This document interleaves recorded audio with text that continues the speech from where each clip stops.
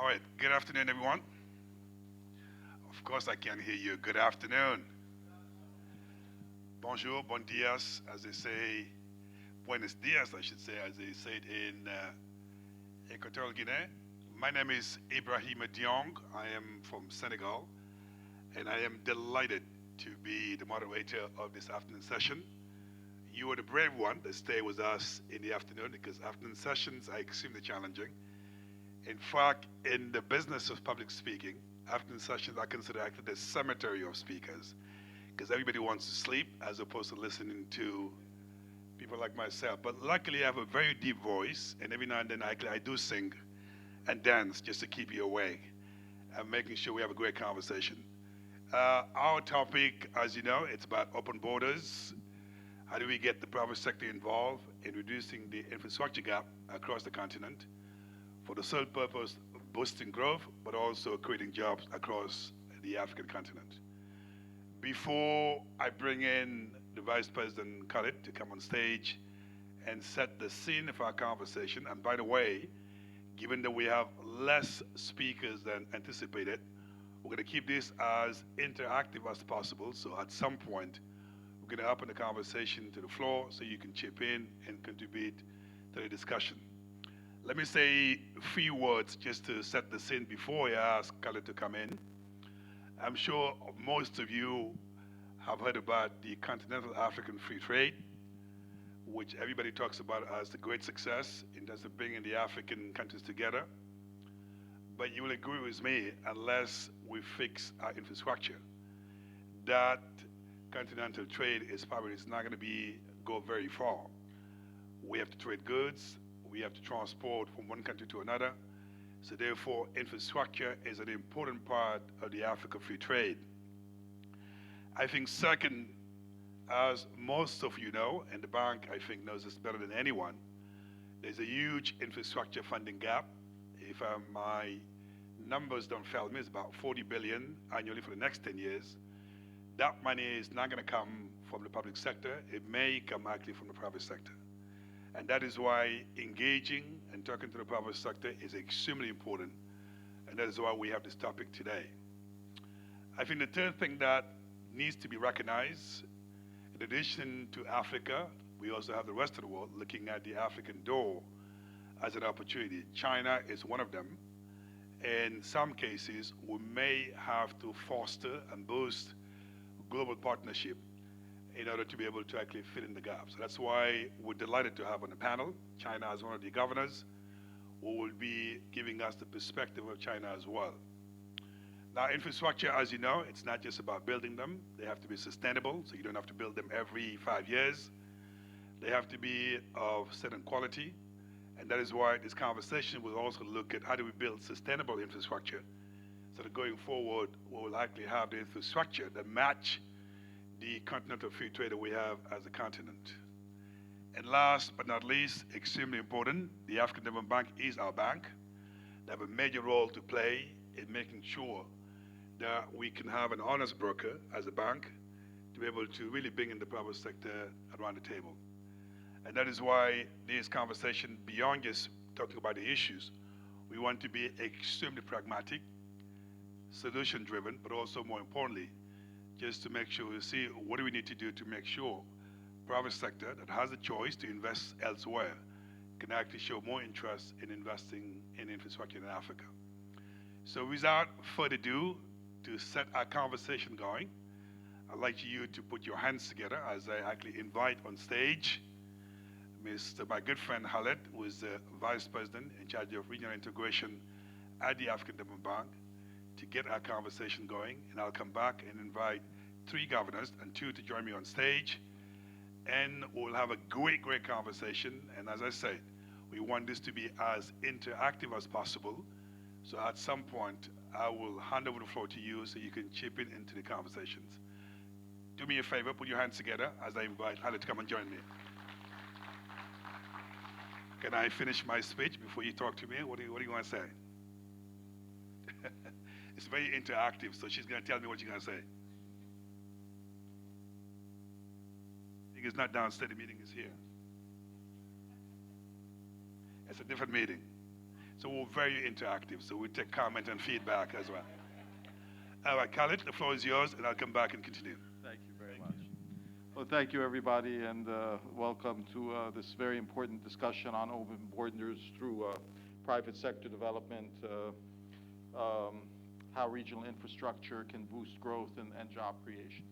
So let me first and foremost welcome everyone to Malabo. I am the Vice President responsible for regional development, integration, and business delivery. So it is my job in the African Development Bank to actually focus my efforts and my team's efforts, led by my able Director for Regional Integration, to really put some understanding to the challenges that we foresee. So this is a conversation starter, and let me begin by basically talking a little bit about why regional development, regional integration is absolutely key. So we have a continent of 54 countries, 16 countries that basically are landlocked, and a continent that is not integrated economically for reasons that probably go back to the colonial era. A continent that is effectively being mined for its natural resources, a continent whose port, rail, and air infrastructure is all about moving goods to where industry is, and that is primarily in Europe, in the Americas, and of course now Asia.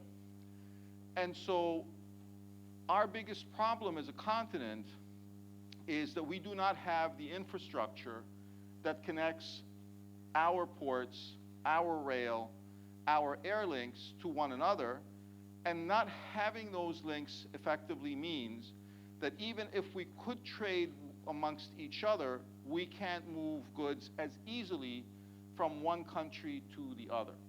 So if I was, for example, buying a car in Morocco, and I'm shipping that car from Morocco to the Ivory Coast, that would actually cost me about 4 times more in terms of shipping costs than to buy the vehicle from Japan.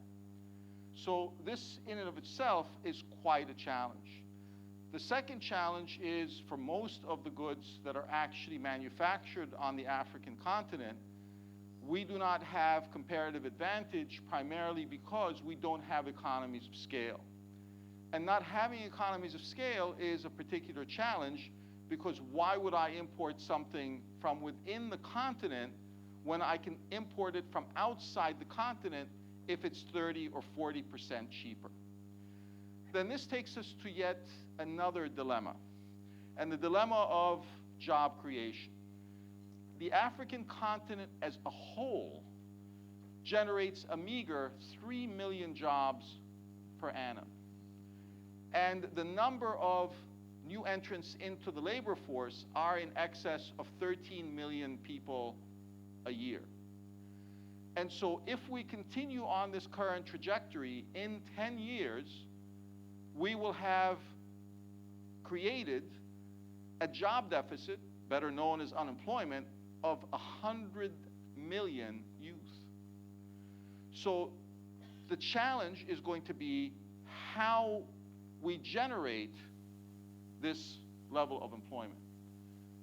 To generate that level of employment, we all must understand one other thing, that the African continent imports roughly $300 billion worth of goods from the world.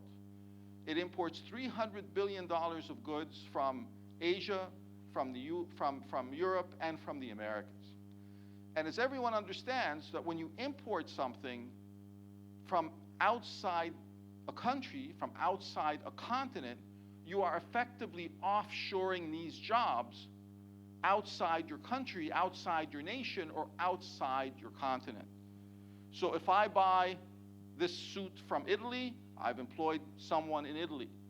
If I buy a toy for my child from China, I've employed someone in China. So if we work back the numbers, $300 billion worth of imports, that effectively means that the African continent is offshoring at minimum 25 million jobs a year, outside the African continent at a time where it desperately needs 10 million jobs a year for new entrants coming into the labor force. Now, this is particularly problematic and argues for the absolute need for import substitution from within Africa and creating trade partners on the African continent. So the African Free Trade Continental Trade Agreement actually makes sense.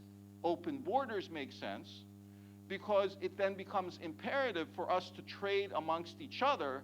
So at the very least, we generate an avenue for employment for Africans first before we go outside the continent. But then how do I move goods from nation states within Africa when I don't have viable trade links, infrastructure links? So we do need those road links. We need the cargo links by air. We need the rail, but to achieve this, this is a $400 billion investment over the next 10 years. Africa knows how to trade to move goods outside Africa, but Africa is not good at moving goods inside Africa. So an example is Gabon. Gabon has timber of the highest quality, but Gabon cannot export easily that timber to countries that need it. If you try and move it to Egypt, it is 5 times the cost of having that good move to Asia, be made into paper or made into furniture, and then imported back again. It's actually cheaper for Egypt to import the finished good than to import the raw material directly. This is a huge, huge challenge. On top of this, you have 18 countries in Africa where people make less than $2 a day. Less than $2 a day on average.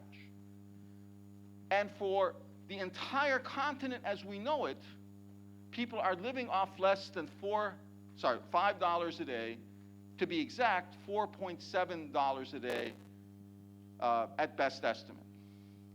Now, in the 18 countries where people live off less than $2 a day, and since labor is a derived from the demand for goods and services, if you live off $2 a day, what disposable income do you have?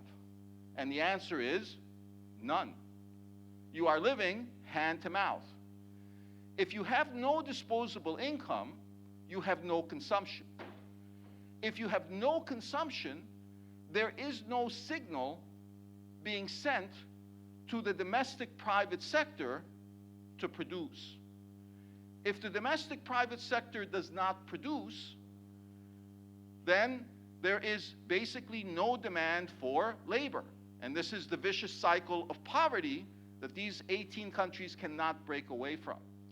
But it also means that in those 18 countries, if a domestic private sector is not emerging, is not employing, your answer is actually to create wealth as a vehicle for generating development. And unless you have that wealth, unless you can break the cycle of $2 a day, there is not going to be that disposable income, that consumption that will trigger the indigenous private sector to grow. So even if you wanted something that was manufactured, where do you get it? It has to be an import. Now, if you say it's better that it be an import into these countries from another African nation, and at least in that other African nation where I'm importing the good, I'm offshoring that job from my country to another African nation, that might make sense. But it will not make sense is if you are importing that good from within Africa and it is costing you 20, 40, 60% more than importing it from Asia, Europe, or the Americas. Because if you do that, then the disposable income of your nationals is even worse off than it was before. So then you have the challenge of the economies of scale. So if we look at Africa as a whole, and if we look at a continent living off $5 a day, the trick is going to have to be how we create wealth, how we create disposable income, and in turn consumption that will send a signal for the domestic private sector to produce, a private sector, an indigenous private sector that does produce, then does employ, and then you begin the process of generating even more wealth, and a process by which you begin to grow from within. The $2 a day formula, the $4 a day formula, the $5 a day formula, Keynes would be stymied as to what to do with this. So as our governors come to discuss this, remember, job creation is going to be about creating wealth.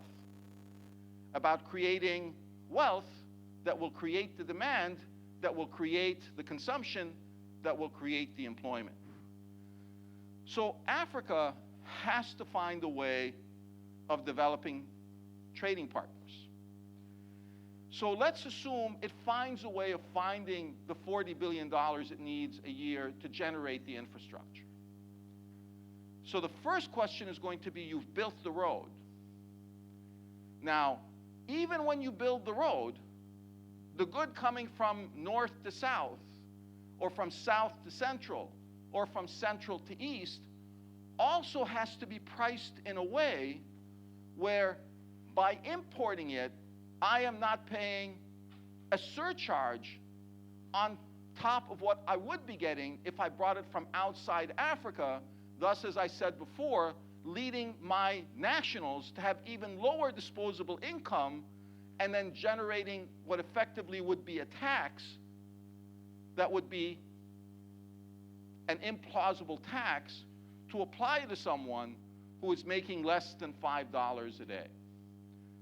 The challenge is going to be finding a way of producing at scale, finding the plausible links, infrastructure, rail, road, air, creating the wealth to create the demand, to create the indigenous domestic private sector, to create jobs.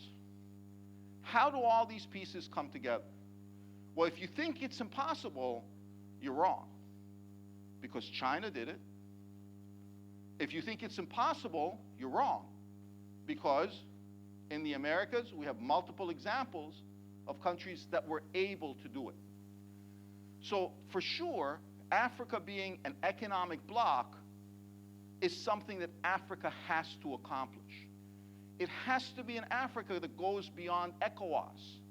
It has to be an Africa that goes beyond SADC, or regional economic communities. It has to be an Africa that is an economic bloc. It has to be an Africa eventually that has a common currency. It has to be an Africa where we understand every country's comparative advantage, and we invest in industry and we invest in resources where they are abundant and where comparative advantage lies. So I'll give you an example. Egypt devalued its currency, and depending on the day you picked, its devaluation went as far as 110% and averaged at about 60%. So, as you all know in the fundamentals of economics, when your currency gets cheaper, all of your goods in your country are effectively cheaper, and exports should increase. A year and a half after Egypt's devaluation, exports in primary sectors decreased. The governor who won Governor of the Year award here a few days ago called me and he said, I've asked the World Bank, I've asked the IMF, how can my currency have devalued by almost 100% and exports are going down in industry? No one's able to give me an answer. I answered it in 1 minute. And the answer was very simple. When it comes to manufacturing, as an example, Egypt manufactures cars. But this car is not being built in Egypt, it's being assembled in Egypt. So there's difference between assembly and production. So the engine is not being made in Egypt. The springs are not being made in Egypt. The doors are not being built in Egypt. All of these components are being sourced, and because Egypt has cheap labor, they're being assembled in Egypt. But when the currency goes down by 60, 100%, what happens to the cost of the kits that are being imported? They go up by 60 to 100%. So assembly production for Africa is not the answer. The answer is the Chinese model of you find something, you get the car, you disassemble it, and you learn how to build the engine. You learn how to build the frame. You build everything from the ground up. You produce, you don't assemble. So then your other challenge, right, is Africa will not succeed with industry that's based on assembly. Africa can only succeed with industry that's based on production, because all of our currencies are incredibly volatile, even where you have economic zones like the CEFA. So to close, 5 huge challenges. Finding the resources, $40 billion a year for the infrastructure.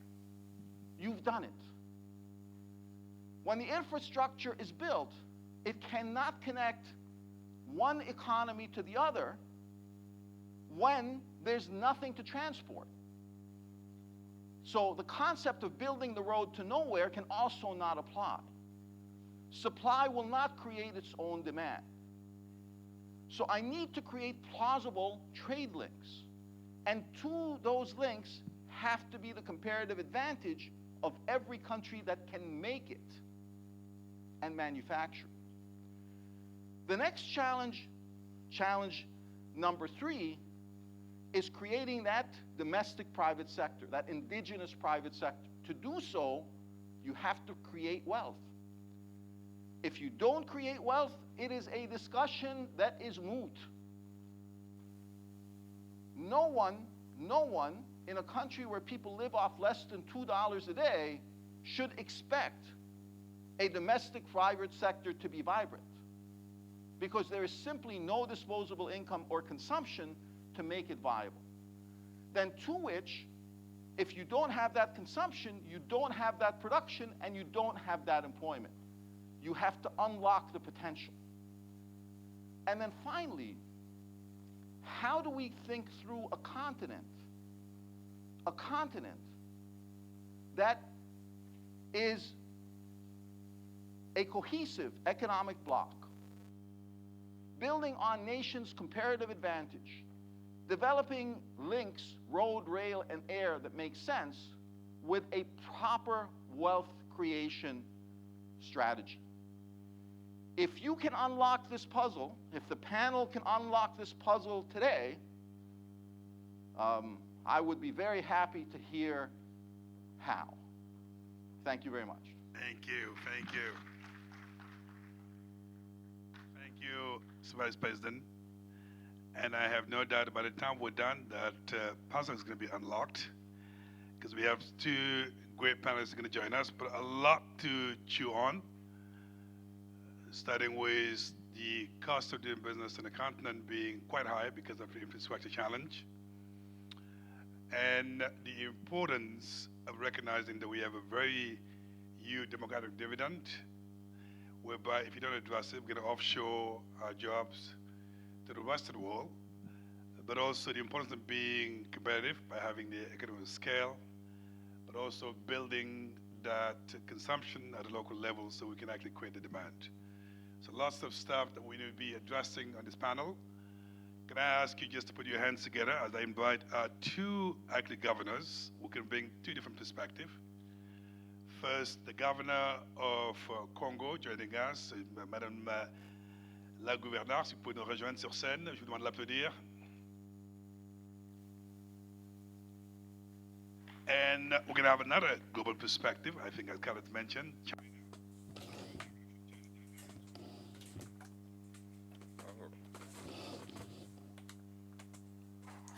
Why is it not? Can you kindly sit in the middle? We have quite a number of.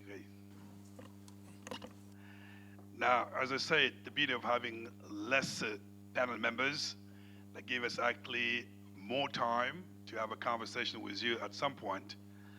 But the good news, we have extremely able two governors to join us. And if you need some translation in French, I'm about to switch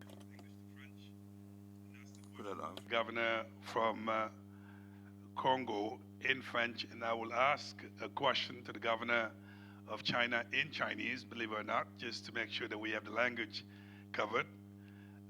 Madame la gouverneure, ma question à vous, vous avez... Madam Governor, my question to you is, you heard Khaled talk about the importance of infrastructure, in particular in the cost of doing business and in making our countries competitive. My question to you is, can you share with us the link that you see between the development of infrastructure and development of African economies?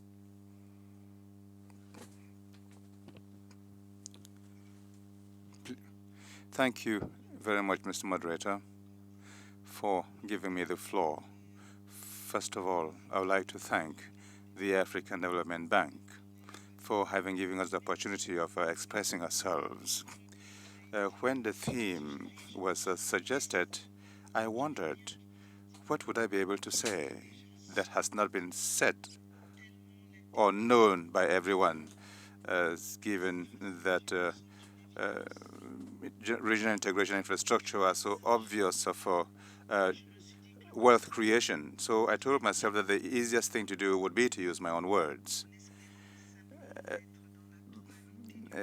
hoping to say what we have witnessed ourselves. So yes, we think that infrastructures are the key to our development. The gentleman who spoke before me, I think he's the vice president, said things so eloquently. We have an economy that is designed to satisfy the consumption needs of our former colonial masters. Of course, they did not think of linking the various cities of Africa. And finally, this is as well because it is our responsibility, that is the responsibility of us Africans to develop our countries. And so we think that infrastructure, in particular, transport infrastructure like railways, roads, bridges, airports, bring down walls and barriers. They therefore make circulation and movement possible. So the simple fact that a citizen can move from one country to the other opens their minds and therefore makes them see possibilities that they couldn't think of. So yes, we think that infrastructure is a factor of development. We think this because thanks to opportunities that afford, the national private sector can go to another country and discover new markets, develop its own market, because they would have seen in the other countries things that are cheaper that they can trade with. So they can develop their own existing market and also create new markets. So as far as we're concerned, it's important for us to have this infrastructure. But that said, the question has not been addressed, because in the long run, this should concern the entire African continent. But we in Africa, in Congo, we think that we should do things bit by bit. So we are in the Central African Economic Community. We are in ECAS. where in the, that is the African Union community, and in the ECAS we're trying to develop integrative projects, and I can mention 3 of them.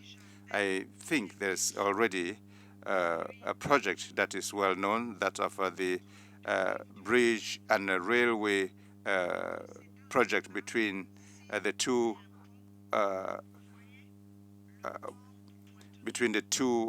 borders of the 2 banks of River Congo. There's a road between Pointe Noire and Brazzaville that will be built. What this means is that it will be easier, it will be faster for DRC, in particular Kinshasa, to get its supplies, and throughout that corridor, an activity can be developed simply because containers will no longer stop at Brazzaville. They will take the bridge and cross over to Kinshasa. The second project, still within the framework of our community, is navigability of the Congo River, because it has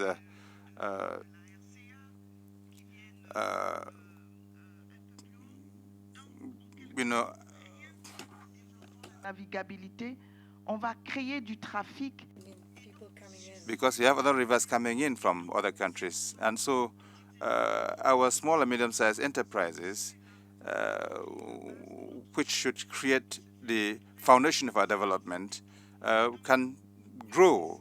So it is important that we move towards the construction of this infrastructure, that we look for funding, and we think that African Development Bank can help us here, so that what we should have is a public-private partnership. And I think you have mentioned this. This shouldn't only concern our public resources, because this would force us to go and indebt ourselves, to take loans at very costly rates.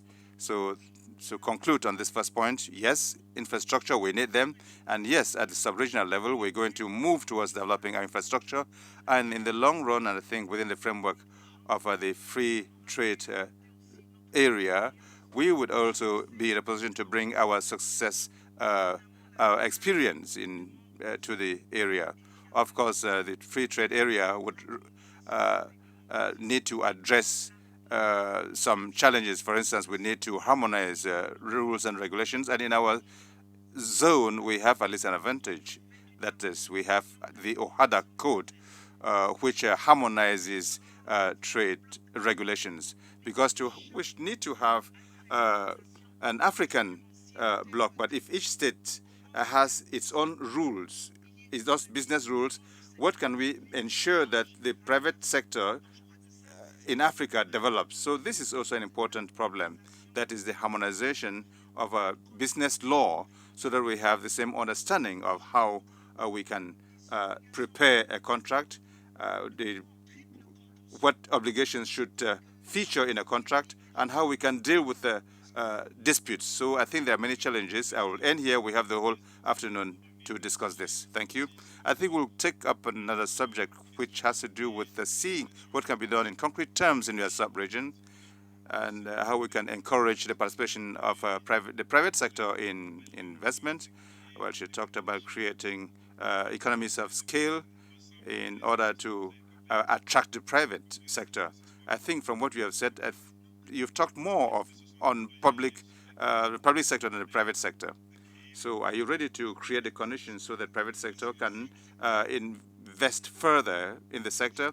Yes, and that is why when I was concluding, I talked about regulations. You see, the 2 banks of the Congo, on both sides of both banks of the Congo, you have 2 different countries. But now we're trying to harmonize our public-private partnership framework, because it's not the states that will bring the financing of this infrastructure.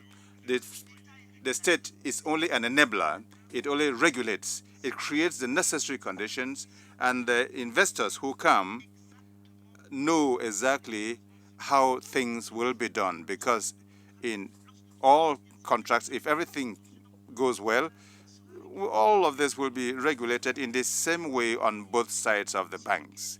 And this creates legal security. And I think this is very important, legal security in developing business.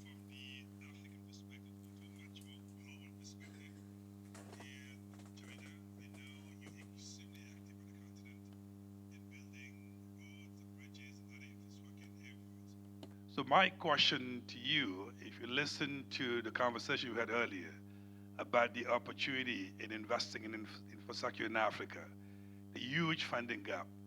So where do you see the opportunity for China, but how do you actually get yourself organized so you can bring in not only know-how, but also funding from your different institutions? What is the Chinese perspective? Before I answer your questions, I want to echo the starter speech. Actually, I think the theme of this annual meeting is the regional integration for Africa's economic prosperity. And China appreciates this theme, and we would like to express our strong support. And actually, the Vice President just mentioned the importance of the trade integration within the continent. I think he's quite right in saying so. And for the trade integration, I think especially it is important against the backdrop of some kind of rising of the protectionism outside of the continent and some kind of rising of the populism. And I think it is a very strong support to the globalization. And from China's experience in the past 40 years, we think to become stronger in the trade, there are three things very important. And I don't know whether the African colleagues can share this. The first is that you should know very clearly about what is your comparative advantages. And for China, we know our comparative advantages in the beginning of the reform and opening up is we have very huge population. And we have very huge potential for the markets. The size of the markets and the depth of the markets is very big. And also we have large number of skillful labor force. And in addition, we have some kind of resources endowment. So that's our comparative advantages, and that's why China becomes the manufacturing hub of the world. And I think for Africa, they have the similar situation at this moment, comparing with China. Years ago, you have big population, you have very big scale of the markets, and you have much more abundant natural resources. And to find what to import and what to export can help African countries to make clear of its division of labor in the global value chain. So it is very important for the continent to find its exact position in the global value chain. And the second thing, I think it's very important that you have to introduce the market rules to encourage competition. And in this way, the private sector would be involved in. And usually governments would have very good willingness to try to lead the market or the economy to develop to some certain direction. But government cannot do everything. So the markets should play a bigger role. And I think the third experience from China is that you have to try to improve the business climate. And at this moment, China is still facing very strong complaints from some other countries complaining our deterioration of the business climate, business environment. We have to improve our legislation, improve our auditing and accounting system, and even the taxation policies and transparency of the policies. And I think this can also apply to the African countries. So that's my echoing to the Vice President. And for your question, I think the Congo colleague said very correctly that the financing gap for the infrastructure projects in the continent is very huge. And for us, we think the most important thing is to try to involve the multi-layer resources, including the private sector and also the international financial institutions. In Africa, it's the AFDB, but maybe you can also try to involve the World Bank and some other international organizations. And also the international financial centers, they are quite important for the infrastructure financing because we have to be engaged in the innovative financing, and the financial centers, they are quite innovative in inventing some risk hedging products in the foreign exchange risk hedging, in the interest rate risk hedging, and they would be very helpful in this area. And also, I think the capacity building is very important. And AFDB has done a lot together with the member countries to try to provide some technical assistance, capacity building to the training courses to the member countries. And I think we can try to work together with the AFDB and some third parties, including some developed countries and other IOs, international organizations, to work together in this area. All right, Thank Madam you. Governor, thank you very much. Let me push you a little bit though on the China relationship with the local private sector. You heard the Vice President echoing the importance of developing the capacity at the local level, eventually with an impact in boosting growth, but also creating jobs. So my question to you with regard to the Chinese companies that are coming to the continent, do you see some evolution in the direction of them working closer with the local private sector so that at least they can add value and leave something on the ground? Is anything in particular you would share with us with regard to working with the local private sector? Yes, actually, I noticed that we are staying at a state house, and I was told that it was built by some kind of Chinese company, and also this convention. I like this, some kind of Chinese company. What's in China? Some big Chinese company, and also this convention center was also built by Chinese company, and I think it is less than 10 years for Chinese company going abroad and working abroad or investing abroad. And in the very beginning of the ODI from Chinese side, I think usually for this kind of big companies, they have some kind of market bidding process. They have the open procurement process. They're trying to be in line with the international practice. But there is one key issue here that in the very beginning, I was told that usually these kind of companies, they bring together their workers abroad, and they work here, and the Chinese workers, they construct here, they finish all the buildings. So that is not good for the creation of the local jobs and local employment.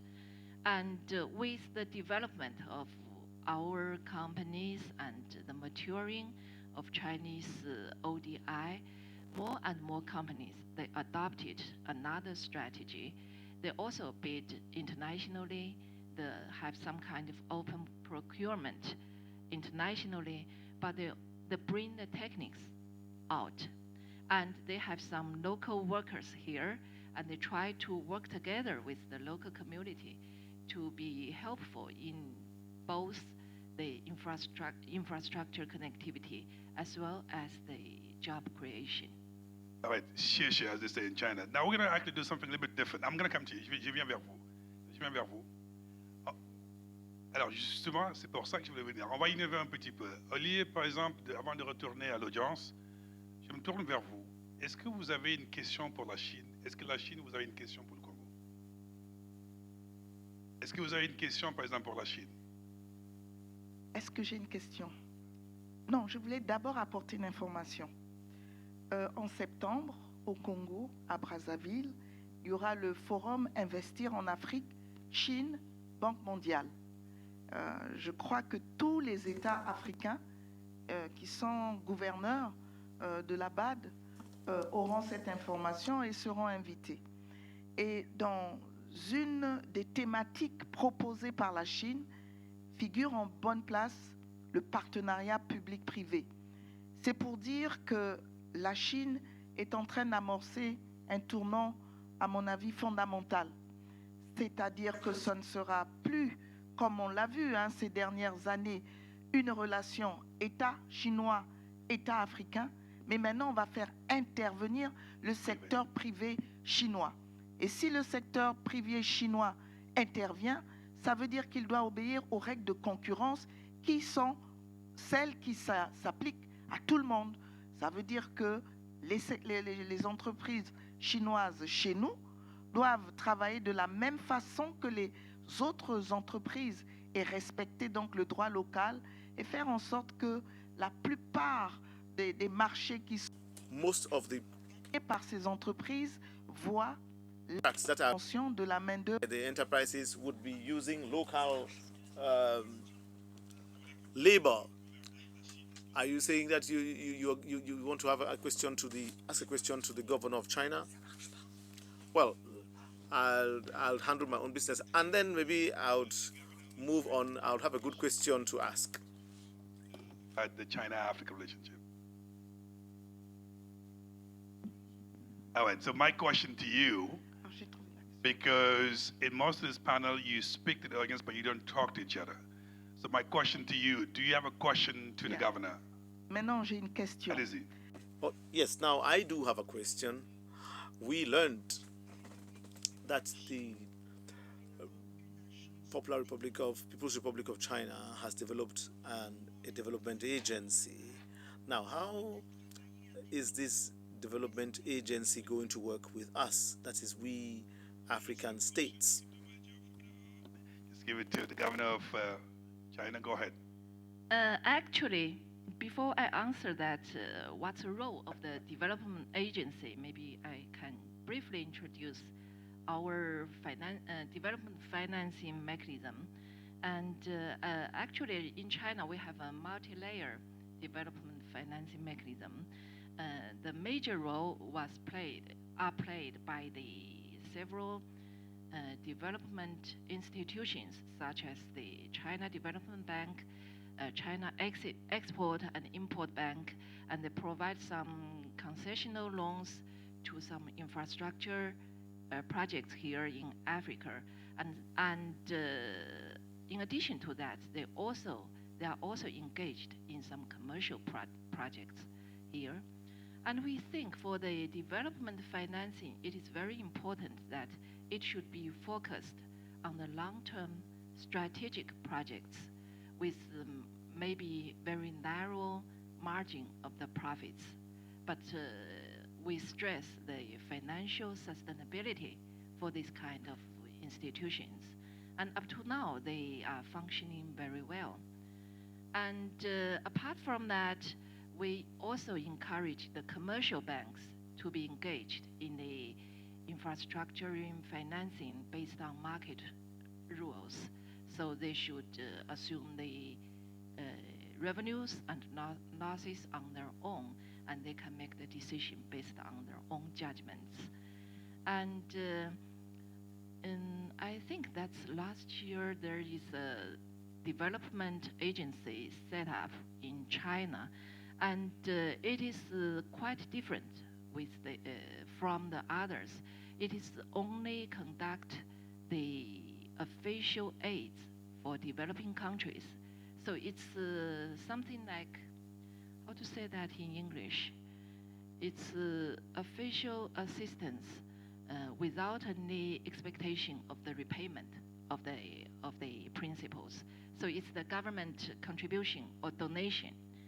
And that is mainly aimed to some low-income countries not only in Africa, but also in some other area, and the budget is very limited. But I think the major role would be played by the development agencies. All right, thank you. I'm going to come down here and then get some questions from the audience. I promise it's going to be interactive. So any question, if you can just raise your hand and then tell us your name and your organization. If you can keep the question as short as possible so we can get back to the panelists. Go ahead. Since we have the chance to have the Deputy Governor of China with us, I would like to ask her a question. Microphone. The mic is on. It's on, but it's not working. You want to give my microphone away? I'm giving it for myself. Hang on a second. I'll come to you with the mic. Sharing is caring, as they say. Thank you. I would like to seize the opportunity of the presence with us this afternoon of the Deputy Governor of China to ask her a question about the BRICS Development Bank that is located in Shanghai. We have not heard about their operations in Africa. Can you please provide us any update about that financial institution? Question number 2, and very short. We heard also that China initiated the establishment of another development bank to compete with the World Bank or with the Bretton Woods institutions, namely IMF and the World Bank. And some Western countries, including USA, France, Britain, etc., joined that bank. Where are they? What are they doing? How can they support Africa infrastructure development in order to address this challenging question that we are discussing, developing infrastructure all around the African continent, etc. And last observation, how can we develop or integrate our continent while a border is closed for more than 25 years between Morocco and Algeria? Can you address that issue and what EDB can do to address that regional economic integration problem in North Africa? Thank you. Got you. I'm going to come and get the mic and move to the next speaker. Any other comments or questions? Let me walk in the back and do some exercise since we don't have people to help me with the microphone. I'm coming over to you. I'll come to you. I'll come to you at some point.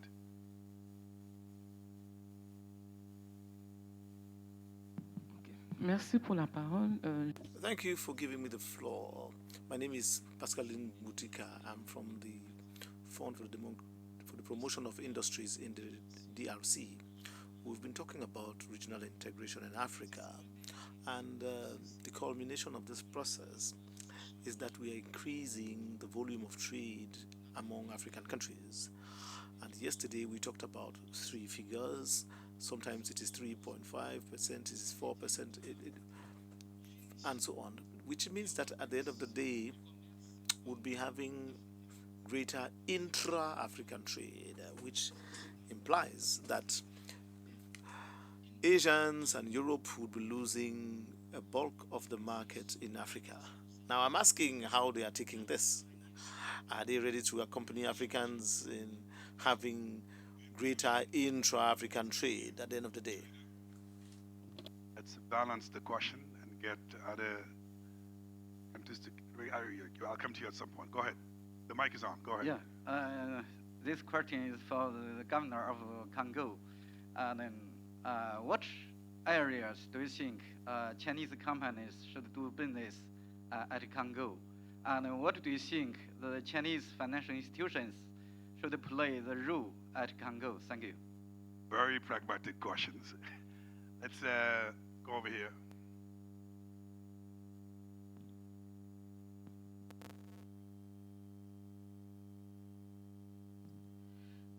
Good afternoon. My name is Patrick Kenyimbo. I'm from the African Development Bank.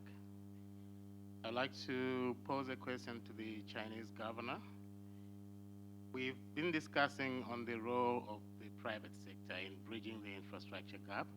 And I think the roles of the private sector are different. They can be financiers. They can also participate in projects as contractors to build those infrastructure.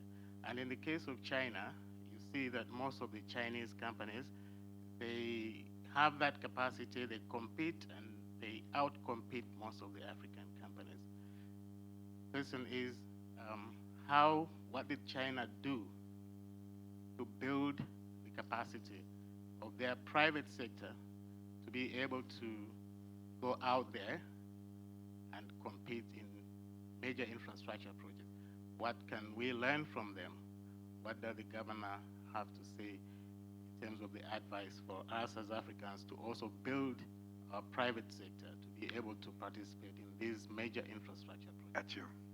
Thank you. Any other comment? Let's balance it. Let's go to the other side. If you could just put down let me quote l'autre côté. Allez-y. The other side, please. Go ahead. Come to you.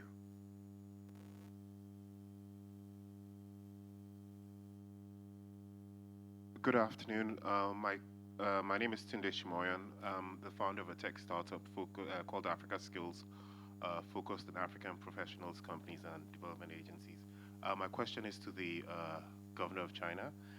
And when she was speaking initially, she mentioned 3 factors that existed in China that she sort of feels are replicated in Africa that should enable Africa to make the transformation that China has made.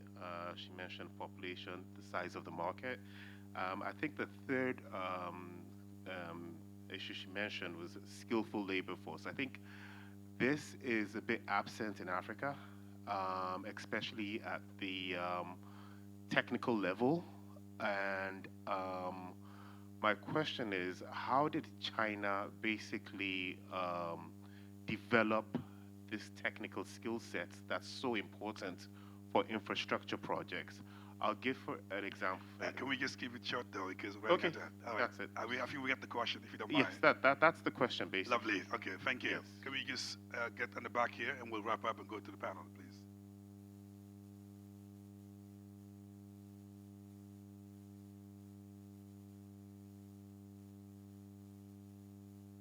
Derrière. At the back. Merci. Monsieur Omari du... Thank you. My name is Omari from the Fund for the Promotion of Industries. My question goes to the governor from Congo. The development model prevalent in Africa since the 60s is essentially based on the exportation sector, offering to the states the bulk of its earnings from the minerals, oil, which are also exploited extensively, and the resources earnings from these sectors are allocated to the development of infrastructure. Because we really cannot say we've not done anything in the area of infrastructure since the 60s. When we compare our economies, we find that quite a number of roads, kilometers of roads have been constructed, airports, but very clearly today we are back at the... Yes, can you ask your question? So what is the approach you are advocating to improve development policy for infrastructure so that we may have this interconnection and integration in the region? The BRICS initiative that was launched a couple of years ago. Question number 2, the China Development Bank that's been actually proposed, whereby the other non-regional are part of. How is that competing to what the World Bank is doing and other banks as well? And how do you develop infrastructure without addressing actually the issue about the borders between, let's say, Morocco and Algeria, which is as important as infrastructure? Question number 4, yes, it's important to develop the African economy, but over time, what are these countries actually willing to develop our economies with the possibility they may actually lose some market share in the African continent? Question number 5 is, what are the opportunities in Congo with regard to Chinese companies and the private sector, but also what would be the opportunity for Chinese financial institutions to get actually involved in a country like Congo, where there are opportunities in infrastructure? Question number 6, it's about share with us the expense of China in developing the Chinese private sector to make them competitive the way they are. Maybe Africa can learn from that to be actually as competitive as the Chinese companies. Question number 7, it's about the skill enhancement that China has been able to actually put together. How do we learn from that as Africans? And then last but not least, last question about the infrastructure development on the continent. What is that we're doing in Congo just to understand the policy of infrastructure, what it is as important as the way we want to make it like to be sound, so that our country will take its actually more seriously than it has been. So I think we've captured all the questions, And you deserve a big round of applause for asking those great questions. All right, let me turn back to then our two governors, starting with China. If you could just react to whatever way you want and the question that you heard, and we'll turn over to Congo as well. Go ahead. Okay, for question, the first question is the new development bank by the BRICS countries. Actually, this bank is in Shanghai. I could not remember very clearly when it was set up, around 2015 or 2016. It is true that it has no business in Africa except South Africa.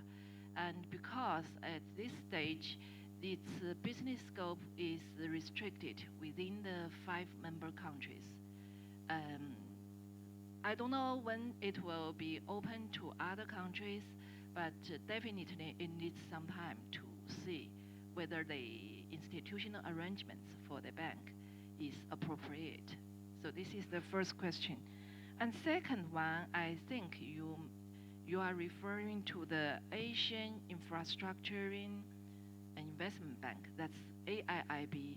It is now in Beijing and with more than 60 or 70 member countries.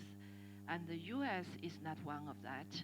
And I think Japan and India are not the members, but all the other major economies joined that bank.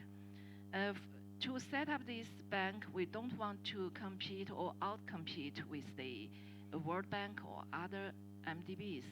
We just sincerely want to cooperate with all the member countries and other MDBs on the infrastructure in financing, because we see the importance, how important it is for the developing countries, including China, to fill the gap of the financing for infrastructure. And now the AIIB has developed very good partnership with the major MDBs, including the World Bank, the AFDB, the EBRD, and also the Inter-American Development Bank. And I guess the third question doesn't need me to answer. Right. I mean, I get the question, two questions sort of combined into one, is the fact that China spent a lot of time making sure the EPC contractors are extremely competitive when they go overseas. But more importantly, infrastructure requires a lot of skills. So if you could share with us what China has done for the skill enhancement with regard to infrastructure development, maybe that's something that Africa can learn from. You mean for the infrastructure Right. financing? Yes. Actually, apart from the development financing, China tried to work with other MDBs. We set up several co-financing funds with AFDB, with IFC of the World Bank, and also with the Inter-American Development Bank. And for the co-financing fund with the AFDB, we have worked with the bank and have tried to invest for more than 10 countries in Africa on various infrastructure projects. And in this way, we try to help the other countries and try to work together with the other countries. And I think the fourth question is regarding the intra-Africa trade increase. Does it have any influence on Asia and European countries in fear that we might lose some market share? Actually, I think we would be very glad to see that we can grow together with other continents and other countries. And we think the market can find its role. And the market discipline can help us to find our position in the global value chain. And with the increase of the intra-Africa trade, maybe China will lose some share of the trade with Africa. But definitely, we can find some other opportunities, maybe with other continents. So I think we would like to let the market to find its own place. Excellent. That's very reassuring. So the growth on the African continent does not necessarily mean the Chinese role will actually completely cease. They may evolve to other opportunities as well. Yes, yes, Excellent. that's true. Any other comments you would have before we move to Congo? And regarding the question on the how to find or how to have a team of the skillful labor force from China's experience, actually, in the very beginning of the development 40 years ago, we have very low skillful labor force, many focused in textile, in natural resources, and with the upgrade of the economic structure, I think the government provide a lot of assistance to the laborers who were laid off by the traditional state-owned enterprises, and also the market find there are big opportunities in some new industry. Then there are a lot of trainings and technical assistance to the part of the laborers who were laid off by the upgrade of the economic structure. And I think it's a natural but very long process for China to go through. There is some kind of pain, but the result is not too bad. Absolutely. Thank you very much. Madame la Ministre, je me tourne vers vous. Il y a deux questions. Madam Minister, there were two questions put to you, and the first had to do with development policy regarding infrastructure. Have you seen some progress in your country and opportunities in the area of infrastructure, particularly as you work with Chinese companies? Well, I'll reverse the order. Please do as you wish. Go ahead. Well, now to respond to the gentleman who wanted to know what business opportunities are in Congo, I'd simply say that between Congo and China, there are two assets. And the first is that we have a global strategic partnership. In other words, Chinese investors can come over to Congo and invest in all domains. Obviously, we are here to talk about integration, talking about infrastructure, and so I would be inviting specifically all these to be interested in interconnection infrastructure such as roads, but investments also in terms of energy are welcome. And on that score, everything is possible. The second asset is that in Brazzaville, we have the headquarters of BISCA, which is Chinese Bank for Africa, and we have sufficient capital to accompany all Chinese investors investing in the continent. It is the first Chinese institution in Africa from where China can cover Africa, and from that, when Chinese investors come to Congo, there are already many on the continent, and they can feel the development gap, which is quite huge. But as I was saying earlier, there's going to be this China Africa Forum, which will take place in September in Brazzaville, and all African states are invited to this forum and see how they can invest in Africa, in Congo. Now, the next question is, how do we change our model for development? And I think the answer is simple. We know the answer. We need to diversify our economies. Now, to diversify our respective economies, we need to think about drafting development plans which have three pillars. Governance, because very often we have resources, but we don't know exactly how to channel them, how to make the most of them. How do we assess the work that has been done? How do we make corrections? All that has to do with governance, and we need it. Now, in the other aspect of diversification, we have tourism, we have industry, we have agriculture and industry.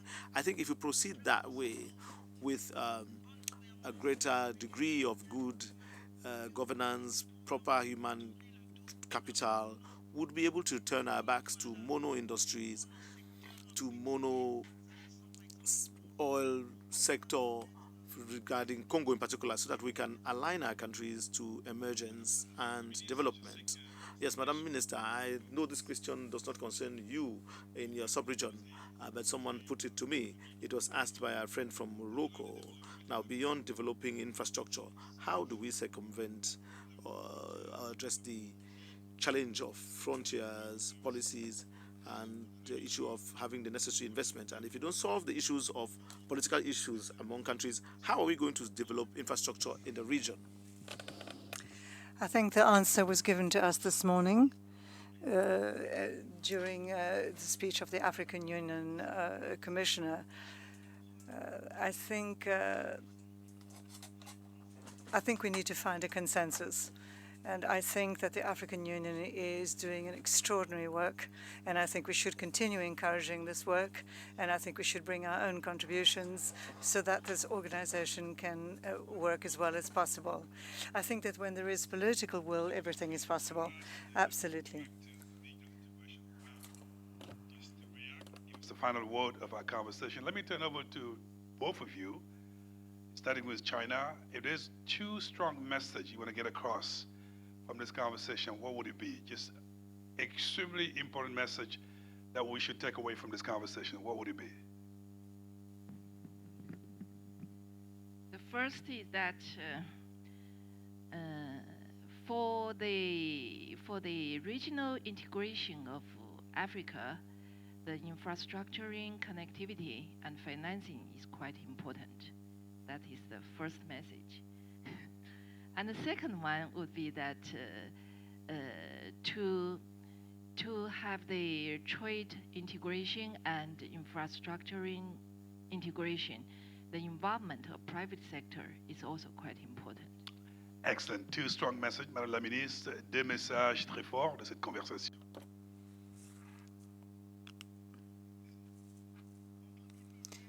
My first message would be to say that regional integration is the solution. I don't think we can come back. I don't think we need to actually go forward. We need to take larger strides to, in fact, be competitive in a world that is globalized. The second thing is to say we need funding. We need proper funding, adequate funding. It means that we need a strong bank. So for me, the resolution is that we give our bank the capacity to actually march with us, in fact, to be able to go to this end. To get our private sector involved in developing our infrastructure. Third, regional integration is the way to go. There's no turning back. Last but not least, for that to be possible, we have to empower our own continental development organization, the African Development Bank, to be able to be the bridge, the honest broker to make it happen. Do me a favor, a big round of applause to our panel members here. Well done. And I'm going to actually invite the Director of Regional Integration of the bank just to react to what you heard and give the final word before we then wrap up this conversation. I'll come over to you with a microphone.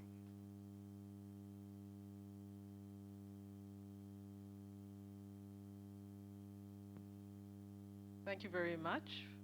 Thank you to the governors for that lively discussion.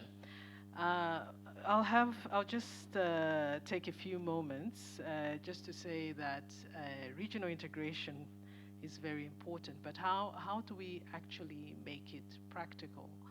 And the first thing is you have to create a stake for the countries that are involved in regional integration. We heard this afternoon a lot about developing roads, connectivity. But one thing, I was talking to some of my colleagues just before we started, and they were saying that they had visited the Northern Corridor, and one of the things that was, one observation was that on the lane that is going to, this is between Mombasa and Kampala, on the lane taking goods from Mombasa, you can actually see the road is depressed. It needs to be it needs to be maintained more. But on the other side, it's just straight and nothing.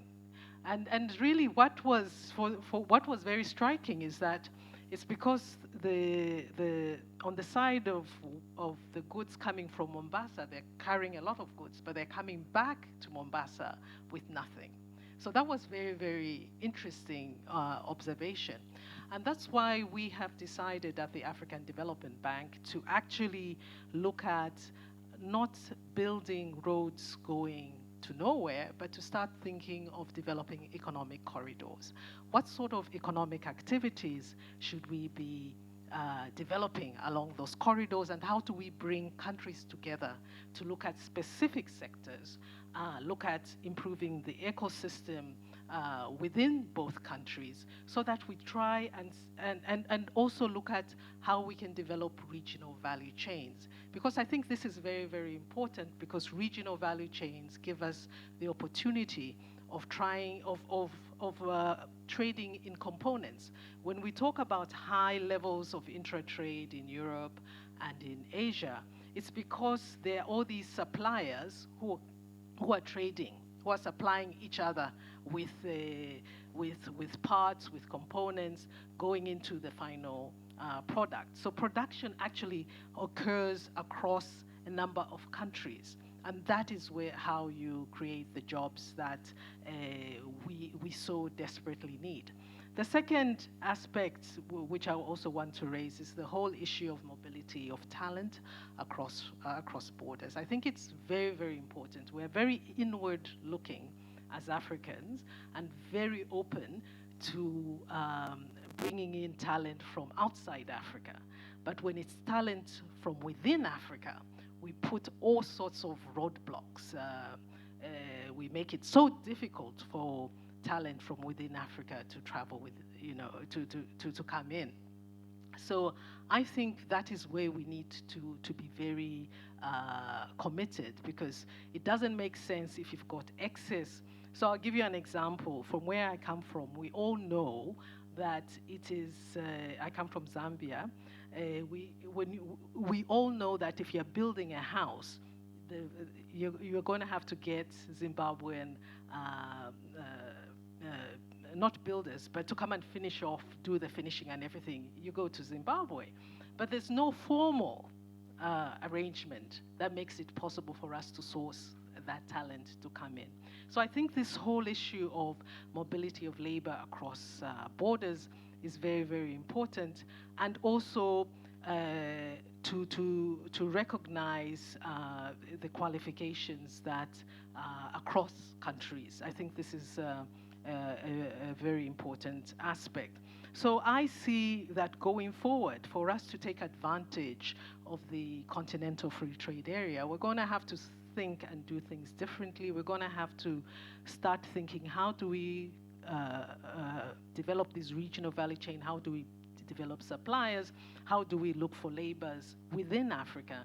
And how do we make sure that the production remains in Africa?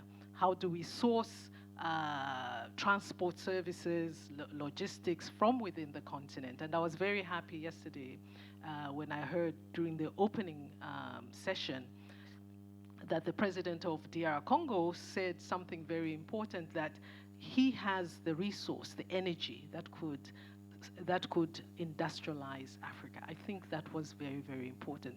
So let me end here. Thank you very much. Thank you very much. And obviously, this is my time to thank you all for being here. I know you have a choice to be somewhere else, but you chose to stay with us for this afternoon. And we are extremely grateful. And I hope you enjoyed the conversation the way I did. And that brings us to the end of our session. So thank you very much. Merci beaucoup. Gracias. Cieux, à tout le monde. Merci. Thank you very much.